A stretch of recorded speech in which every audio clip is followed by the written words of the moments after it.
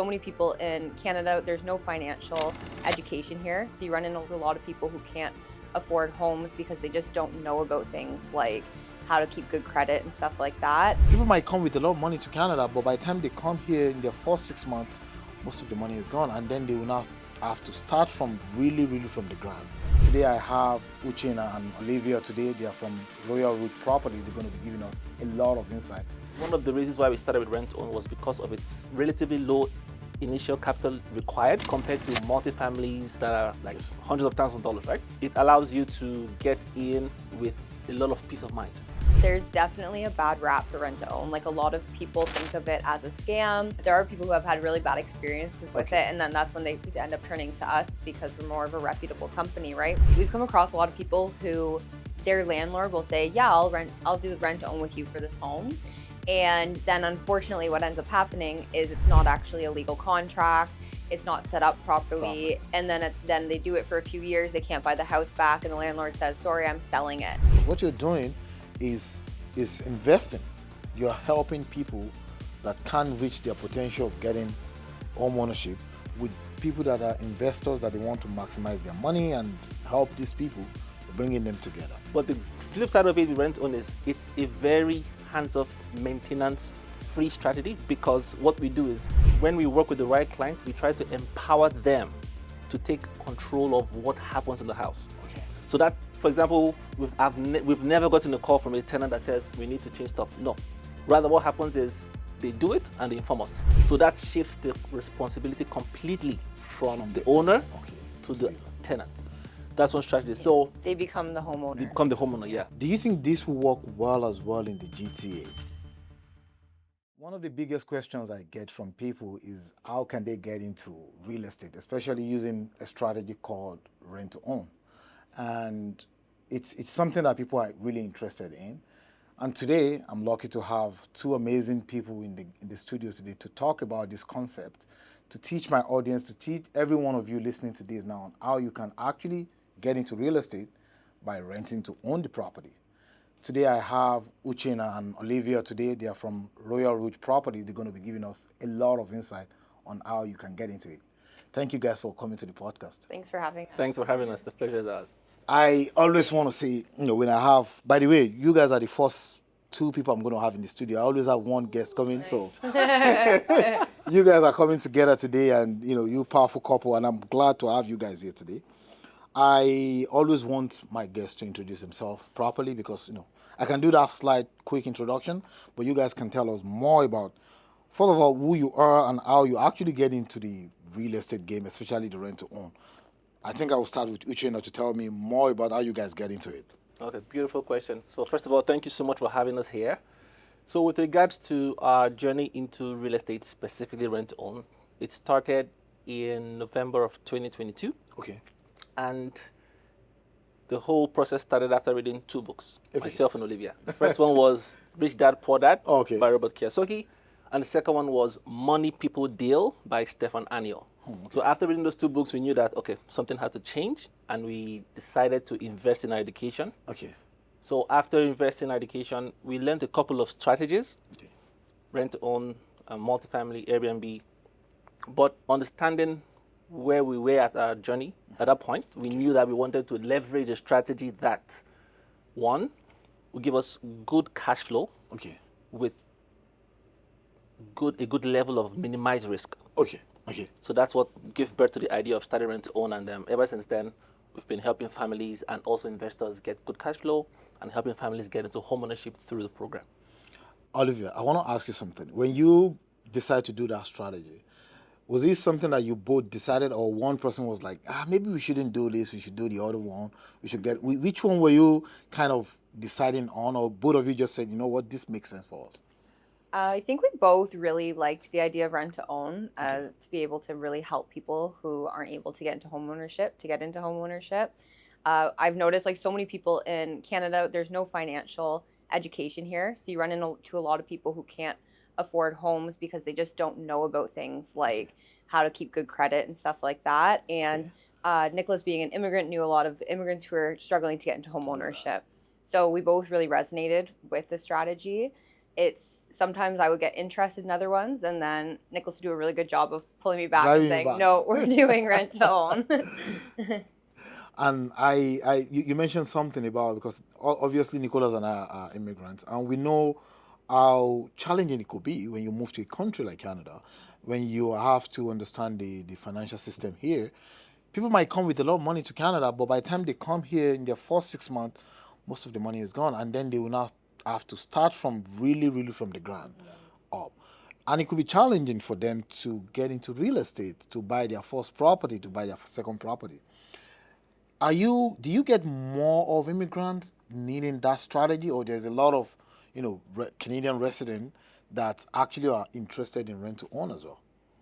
That's a good question. So I would say it's a mix of both. Okay. And anytime we connect with any client, we always try to be very, very ethical and professional about it. So what we do is we see ourselves as homeownership doctors. Okay. So what we do is we take a good analysis of their profile and identify if there is a real need for you to go through rent to own. Because rent to own, in as much as it's a creative strategy, it is only best leveraged for the right client. Okay. So for example, we have a lot of immigrants that reach out to us and tell us, okay, we want to get into a home, but we don't have the credit, we don't have the history. Okay, my next question would be, how bad do you need to get into a home right now? Okay. If it's a situation whereby they have to get in right away, okay, we can proceed, maybe because they expanded the family, no space, stuff like that. But if it's just a question of, oh, I just don't want to keep renting, I want to get something right away, I'll be like, okay, that's fine. But are you also okay with the financial implication of that? Because rent-own is slightly more expensive than typical rent. So if they're okay with that, we can proceed. But if not, most times we always recommend just take your time, do what you need to do, and go through the traditional route. But if they need to, you can always go to rent-own. Correct. Let me ask, because you've mentioned something now. You said you need to know the right person, if the right candidate is what you need to do, right? My question is for Olivia now. I want you to jump on this. What is the process of knowing this person is the right person for rent to own? Because I know a lot of people who watch this now, a lot of my audience will be listening to this while they're driving, and I'm like, oh, maybe they should get into it. How would you identify the right person for rent to own? And if you can walk me through the process as well, because from what I understand with rent to own, I think there are two strategies. You go through the landlord, you rent from them, you buy from them. And the other strategy is what I believe you guys do, like you have investors that will invest in the property, and the person that wants to do rent to own will be the one to look for the property as well, but they'll be renting it. How would you identify the right person for this strategy, and what is the process? Okay, so to identify the right person, it depends, like Nicholas said, it can depend on a lot of people's situations. Okay. So if like you came to Canada, maybe you don't even have a credit score here, right? Okay. And so then you can't get a home even though you have the money for it. Or maybe it's someone who had a lot of credit card debt, or we run into a lot of situations where someone maybe co-signed a car for a friend, and then the friend stopped paying for the car, and then it impacted their credit greatly. Yeah. So a lot of the people we help just have problems with their credit, and whatever the reason is. And so we really have to look and see, is there a need for it? If someone has great credit and they maybe just don't have enough saved, a lot of time we might recommend just save up and get the home. No. If someone has bad credit, but they have money saved and they really want to get into a home because they're growing their family, their landlord's kicking them out, they want to move to a new city. And sometimes people just want a home to call their own. They want to be able to go in, paint the room, decorate, and not worry about doing it. When you're leaving, you have to kind of clean up. Yeah, exactly. So it really depends on each person's individual situation. And then we just have to go through and we really ask a lot of questions, try to figure out if that person is the right fit. Do you have anything you want to add to that? And to add to her point, when it comes to identifying the actual ideal candidates, one of the things that is the major driving force is how long the client will need to rehabilitate their credit score. Okay. So from experience, we're not mortgage brokers, but we do have mortgage brokers we work with. So but from experience working with mortgage brokers, for example, if a candidate has been recently discharged from a collection or a consumer proposal or bankruptcy, ideally they would need at least 24 months post-discharge to establish good credit payment history. That's true. Okay. So once we come across those kind of people, we identify, okay, first of all, you can't get a home traditionally through the mortgage, but the rent-own might be a good route. Okay. That is one side of it. Now, when it comes to personality, that's a huge one for us because rent-own is like a contract marriage. And the worst thing you want to do is get into a marriage with the wrong person, right? Yes. So we always try to make sure we work with people that are coachable, open-minded, because when they get into the program, our mortgage broker puts together a credit rehabilitation plan. Okay. Getting into rent-own is not the real problem. Getting out of it is the Okay. real problem. So the mindset, the financial awareness, and their willingness to work with us, I would say, are the three main things that we look out for before deciding to work with anyone. Have you, so you've been doing this for, I believe, a couple of years, since 2023 or 2022. So that's about 3 years. Yep. Have you faced, what are the challenges you faced, both with your investor, which we're going to talk about, how you kind of get investors as well, and the people that actually want to get the rent-to-own? What are the common challenges that you see or mistakes from either of the two parties that you're like, people should avoid these when you're getting into rent-to-own? What are the two, like, few major mistakes you've seen? So for people like looking to get into rent-to-own, we've come across a lot of people who their landlord will say, yeah, I'll do the rent-to-own with you for this home. And then unfortunately what ends up happening is it's not actually a legal contract. It's not set up properly. And then they do it for a few years. They can't buy the house back. And the landlord says, sorry, I'm selling it. And your deposit or whatever you've paid is gone. Yeah. And they're scrambling and they come to us, say, can you do rent-to-own with this home for me? And it becomes a really sad situation. So for anyone looking to get into rent-to-own, get a lawyer to look at your contract. That's one of the main things. But yeah, there's a lot of different situations for it. So for the investor side of things, when it comes to making mistakes, so one of the things I would say a lot of investors, not only investors, but I would say rent-own operators, because they're the ones that actually put together. One of the mistakes they make when facilitating a rent-own process that negatively impacts the client are things like, one, they don't have two separate contracts. So for a typical rent-to-own, you must have two separate contracts. It's called rent-to-own. So you have the ability to rent, and you must have a contract that gives you the ability to buy. Oh, okay. So the first one is called the typical rental application, and the second one is called the option to purchase contract. Okay. So most rent-to-own facilitators just put as one contract, which automatically puts the client or the customer in a bad spot when it's time to buy.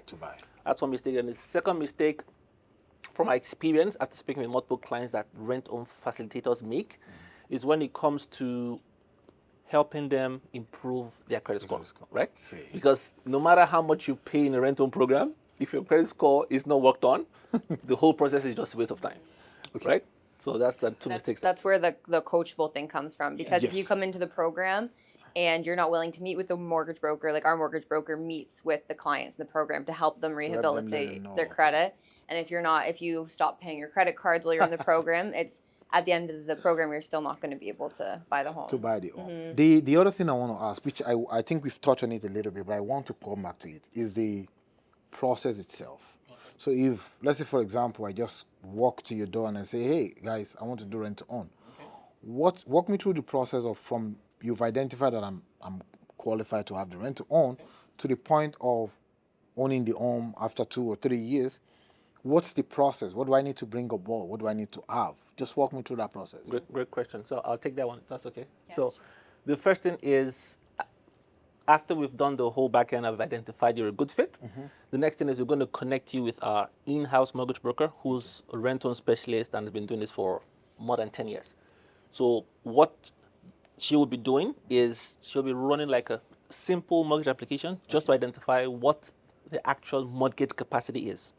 So once we identify that amount, that will be the actual driving force that will determine the price point. 2 years, Yes, the future purchase price, the maximum purchase price right now, and also she will determine what their final down payment will be. So for example, if someone is being discharged from a bankruptcy, the final down payment will be higher compared to someone from a consumer proposal. So for bankruptcy, most likely it's always 20% down payment that they will have to save towards. But if it's a consumer proposal or collections, it's often always between 10 or 15%. But it's totally dependent on the recommendation from the mortgage broker. So once we get our mortgage report that gives us the outline, then we now reverse engineer the whole process. So what we do is we identify the maximum purchase price, future purchase price, crunch some numbers, have a conversation with the client, run a budget, monthly budget analysis for that client. Not even saving first. Just identify what their actual monthly expenses look like. Could be. Yes, because the moment we have an idea of that, then we can now say, okay, this might be something you want to get into. Because one of the mistakes we've experienced people go into is you get into a house and you become house poor. That's common in this country. Very common, right? And we especially when you buy what you can afford. Exactly. So we want to try to make sure we don't avoid those mistakes. That's why we do that budget analysis with them. So once we've done that, based off of that analysis, we then make sure we tie their financial capacity to their actual mortgage application. So once we crunch the numbers, 2 or 3 scenarios, and we are comfortable with that number, and they also are comfortable with it, we lock in the maximum purchase price right now. Because the maximum purchase price will comprise of the mortgage payments, the insurance, taxes, and also the extra savings on the side. So once that is in, the next thing is we're going to connect them with our in-house realtor that we work with, based off of the maximum purchase price, looking for the criteria they want, maybe it's 3-bedroom, 2-bedroom, and all that. Once the realtor sees the information, sets them up on the list and all that, once they see something they like, before we put an offer on the property, we're going to send them draft copies of the 2 contracts. The contract you mentioned earlier. Yes. And the reason for that is most people get into rent-owns and don't understand what they get into until it's time to buy back. That's where you see a lot of confusion. Mistakes. A lot of. So we've had multiple situations whereby clients were taken advantage of. So we try to highly discourage that by telling them, take these 2 contracts, go reach out to any lawyer of your choice, get them to sit you down, explain the consequences, your responsibilities, to ensure that when anything happens, it will be a case of you have the knowledge, 100% aware. So once that happens, now the other thing that is very important is the initial deposit. So for our program, the minimum initial deposit required for the client is either 4% of the purchase price of the property or $15,000, whichever is higher. So once that is in play, the next thing is look for the property, put an offer on the property, the same process, move conditions. Once the property is good to go, we look forward to the closing. Now, when it comes to the purchasing side, the investor that we're going to be working with, an in-house investor, will be the one to actually purchase that property on behalf of the client. On their name. Not on their name. I mean, on the investor's name. Yes, correct. Then the client will rent with the plan to buy back at the end of 2, 3, or 4 years. The maximum is 4, minimum is 2. This strategy, do you think it worked well? I mean, I have a few people that do it here in Ontario, and I'm asking this question. Maybe I shouldn't say Ontario because the GTA is the most expensive part of this province. There are property 1.5 hours away from here that is cheaper. Do you think this will work well as well in the GTA, the rent-to-own strategy? Because you and I know the price point in the GTA is close to $1 million, you know, and for someone that is not able to buy now to go to rent-to-own on $800,000 property. I mean, I'm an agent, I'm an investor as well. I'm not sure if it's right for them, but obviously you guys are, you know, they are the doctors of this. So do you think it's going to work in the GTA? So what I would say is also in the GTA, there's a lot of people who have significant higher income as well, right? So it really depends on the person. For most people, probably not in the GTA. However, if you have a really high income but bad credit, if you have that 4% down, if you can make the monthly payments, it's not that it wouldn't work, right? Because there are people here who are making an extreme amount of money who maybe just have bad credit and they still want a home, right? So in that case, then they can afford it, then yes, they can do it. But yeah, like you said, it's significantly higher priced homes here, so they'd have to have the income to support the payments and everything. But other part of Ontario is possible because obviously, you know, we're talking of St. Catharines, we're talking of probably, you know, Windsor. Yeah, Windsor. You're going to buy a property of $500,000, $450,000. Those areas could work. Oh, right? Yeah, for sure. Let me flip back to how you and I met, which is within an investor community, right? One of the things that a lot of people in our community, we're genius. One of the things I'm giving we're genius the free publicity. I hope I'm going to get paid soon for this. So one of the things that I realize that a lot of investors are in those kind of community for is the lifestyle is one. Apart from we trying to build wealth or to leave wealth for coming generation if we have kids or our siblings, another one is the lifestyle. What is real estate investing? Because what you're doing is investing. You're helping people that can't reach their potential of getting home ownership with people that are investors that they want to maximize their money and help these people. You're bringing them together. What is this concept of investing that you guys are doing? What does it bring to your life in terms of personal lifestyle? What does it change in you? One of the things we were very intentional about from the get-go was understanding the lifestyle that it could provide us with in terms of how passive it could actually be passive, right? Yeah. Freedom or anything. So one of the things that I would say is for rent to own, it's a front-end heavy strategy. Okay. But once it's in play, it's you just sit down and watch. It's hands off. So in terms of the ability to have it in place and travel around or do whatever you want to do, that's very possible. So for example, we traveled to Southeast Asia between October and December last year for almost 2 months. Yes. And while we were doing our thing, we were just receiving what we needed to receive in the account, right? So it was completely hands off, and it really is a strategy that I would say has enabled us to understand and be very intentional with anything you're trying to do with regards to a strategy and what you're looking to get from it. Okay. Is there anything you want to add to that? I was gonna say it enabled us to travel. Like we spent the last few years just traveling all around. Yeah, but I thought he might say something deeper, so I was like, I'll let him go first. But he said traveling too. So. Of course, I love traveling too. Let's go back to I know you've mentioned a few things you want them to watch out for, but I'm really, really interested in this conversation because people always think, I know someone that when I discuss rent to own to herself and her family, they're like, no, it's not. If it's really true that it's possible, a lot of people should be doing it. Now, why are people not doing it? Why do you think, what is the misconception you think people have about rent to own? Like, I want us to talk about the misconception, the myth, and the truth about the thing.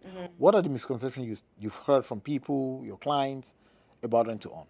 There's definitely a bad rap for rent to own. Like a lot of people think of it as a scam. Okay. That's exactly the word she used. I just didn't want to say it. Yeah. She said, I think it's a scam. Yeah. Yeah. And a lot of people there are people who have had really bad experiences with it. And then that's when they end up turning to us because we're more of a reputable company, right? Whereas there's no easy way to differentiate for some people, and you have to be educated to be able to understand what the right companies are to use. If you have a company that's telling you, sign this contract, let's go, and then go into it, and without seeking legal advice, without a process in place, you should be hesitant for sure. But that is a big misconception. There's a lot of people who have fallen into a bad situation, or they know someone who has, so they bring it up, and then the person says, "Don't do rent to own; it's a scam." It's a scam. So really, just vetting the company you work for, you're looking to do it with, would be very helpful. Yeah. Okay. What about you? You want to add anything to that, like some misconception or things you think people don't understand well about it? Yeah, that's a good question. So when it comes to one of the common misconceptions, I would say most people think getting into rent to own solves the actual problem that got them into that place. That's really important. Tell me about it. It doesn't solve the problem. Rather, it gives you the ability to solve the problem, right? Yes, it gives you the control of you can solve it without falling back into what pushed you there before. So that's why it's very important for us when we work with people, they have the right approach. Because some people come in, they start a program, because we have a schedule that the mortgage broker checks in with them. Okay.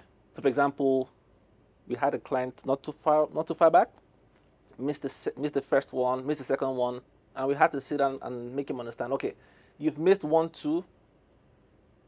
If you keep doing this, you will fall back to the same place you started from, right? Lose your money. Beautiful. So rent to own is not just a strategy that helps you get into a home. It gives you the ability to put your finances and your financial mindset in the right place. Together, yes. Because it's enables them to be more particular about their finances and be more aware financially, because most people that we connect with in that aspect, they have very little financial awareness.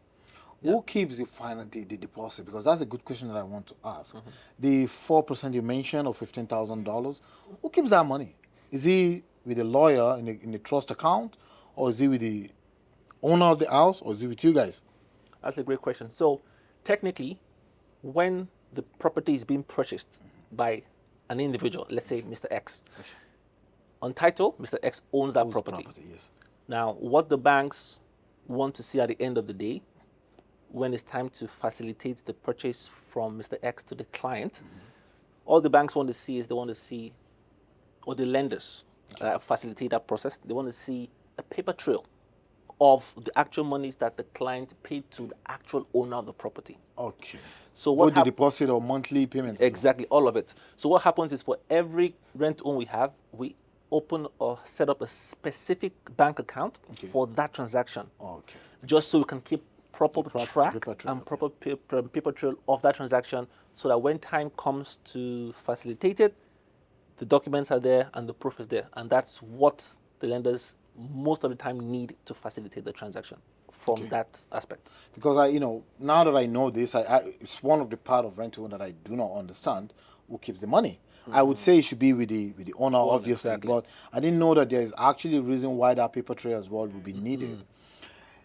So when it comes to time to now get the mortgage for this, the person that has been renting for 2 years, at one point would you start the mortgage process for them to be like, hey guys, in 6 months you're going to own this property?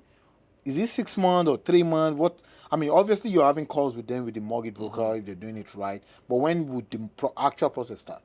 Yeah. So it's actually 6 months, like you said, 6 months. So the whole idea was, we want to know whether there's going to be problems and have enough time to solve it. Ways around it. Yes, 6 months. If you want to give anything today to anyone listening to this that are interested in this strategy, what do you think we didn't talk about today, or maybe we didn't go deeper on, that would be very beneficial for that individual? And you can answer it as well. I don't want to put you on the spot. But what do you think would be very beneficial for them that we didn't? I didn't ask you, and you can say, Aziz, your listener, your audience might actually benefit from this. What would you think you want to add to our conversation today?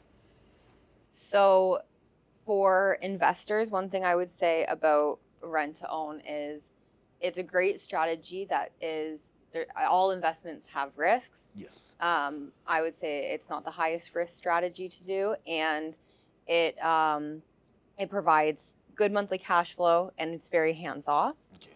And for someone looking to get into rent-to-own, I would say if you've had problems with your credit, but it's important to you to become a homeowner, then rent-to-own with the right company is an amazing strategy that will help you get there. And as long as you're someone who's open-minded and willing to work, you'll be able to become a homeowner. What about you? What do you think we should talk about that we didn't touch on today? Yes. So one of the common challenges that most landlords run into is a problem of managing the tenant, and also being able to handle ongoing issues like, okay, my fridge is broken, my light is broken, I need someone to come in. That's a lot of headache for most landlords, right? But the flip side of it with rent-own is it's a very hands-off, maintenance-free strategy, because what we do is, when we work with the right client, we try to empower them to take control of what happens in the house. So that, for example, we've never gotten a call from a tenant that says we need to change stuff. No. Rather, what happens is they do it and they inform us. So that shifts the responsibility completely from the owner to the tenant. That's one strategy. So they become the homeowner. They become the homeowner, yeah. Which is nice too for people going into rent-to-own. Exactly. Another thing for the investors is investing, or getting to investing, is often a big headache for most people to get started with, right? And one of the reasons why we started with rent-to-own was because of its low, not necessarily low, but relatively low initial capital required compared to multifamilies that are like hundreds of thousands of dollars, right? So if anyone is looking to get into rent-to-own, it's a very low initial investment that is required. That's one. Two, it allows you to get in with a lot of peace of mind. Because that's the most important thing we invest in, peace of mind. If you know when to get calls, there's one of my investor property that we bought in 𝗏𝗏𝗲𝗏 and brand new property, 4-year-old. Within 2 weeks, we started getting calls from the tenants, which obviously it was the tenant's mistake to destroy some things there. And I like with what you mentioned now, because for me, I think it's a good strategy for an investor and someone trying to buy. And I'll give you my own reason what I think. And you guys that are expert in this, you will tell me. If I'm a tenant that is renting a property rent to own, I think I'm learning. It's like learning on the job. I'm learning how to be a homeowner because I know I have a contract that says I'm the owner of this property. So if I see something leaking and I just ignore it because I'm a tenant, it's like I'm destroying my home. Exactly. You understand? So I'm kind of taking responsibility early before I become the person on the title. The second thing is maintenance of the house, things that I need to change, how to do them. I'm beginning to learn. Of course, I think if it's kind of more expensive to fix, the landlord needs to come in. But the few little things, I'm not just going to be calling the person and say, because it's like my home, and I'm the one that chose the home. Exactly. It's not that the person buy it and say, come and buy. No. I'm the one that will go around with the agent and everything. On the flip side, for the investor, I don't need to be worried about getting calls every month, because I know a few things that are small, I won't get calls about it. And I know my home or my investment is safe because this person is like protecting their own investment. You see tenants saying, oh, I'm going to take care of a property like it's mine. This is a true strategy of you're going to take care of it like it's yours because it is yours, it's yours. Right? Exactly. So when I get calls about it, I'm not an expert on it. I do have a company that I kind of partner with before. We've never really done too much together. I mean, now obviously I have new partners that are probably going to want to work with. But the reason, the questions that I always have is I need to get the clarity on this. I need to know what are the responsibility of maybe I'm bringing an investor to even be a part of it, or it's going to be tenant. I need to, what I'm not clear about, I don't really tell people to do about it. I don't tell people to invest in real estate when I've not invested.